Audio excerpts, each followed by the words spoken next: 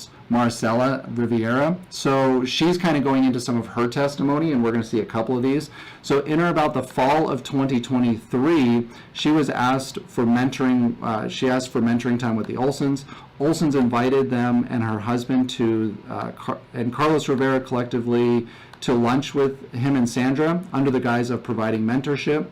At the lunch in Palo Alto on or about November 28th, the Olsons first required the Riveras to turn off their phones and show that their phones were off. He took out a folder and required them to sign an NDA. Riveras began to read the NDA, but Olson laughed and said it was not like he was taking their children. Feeling pressured, they signed the NDA without reading it fully. The Olsons told the Riveras that he and Sandra would be starting a new company. Olson told the Riveras several lies about WFG. First, Olson and WFG was taking ownership opportunities away from its agents. Olson claimed WFG had restructured commissions to deprive the agents of their income. Olson stated that Thali was banned from all events and was fighting on behalf of the agents. He also made several promises about GFI that the Riveras later learned that were false. The Olsons claimed that Thali would be joining GFI. We've heard that a couple times. They also, Olson said that they would have true ownership and that they would get a stake in the company. And if you guys remember this, I remember that with PHP too. This was Patrick's whole thing, and I remember getting prospected. I was so new in the company about anything. I didn't know what was going on with anything. I was so new in the industry. And they would always say, oh, well, we have ownership, we have ownership, we have ownership. And I'm like, okay, but what ownership do you have? Like, show me something that shows ownership, and they could never do that. And so that kind of sounds like what's happening here is that you can have true ownership. But if you get a 1% stake, how are they able to do that? And you can only do that so many different ways, right? So Olson began listing agents who had already joined GFI. So when was this again? I thought this was in the fall. Okay, fall of 23. Gotcha. Including several members of the Rivera's hierarchy. So he already went underneath them, and he's recruiting their team out from underneath them. So this is the strategy that WFG was alleging to earlier, saying if you don't go, they would come in and get your team, and then you're kind of forced to go. So a lot of these guys are being forced to move over because they're going to lose all of their income.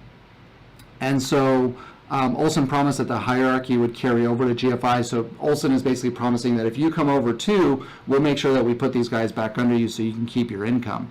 Fourth, Olson said a major private equity firm was already backing GFI. There's some rumors about that. I don't know if you guys have ever heard of Sequoia Capital. I don't know anything about them, but that was one of the names that was kind of brought up in some of the questioning I had with some of the agents. Rivera resigned from WFG in November 2023.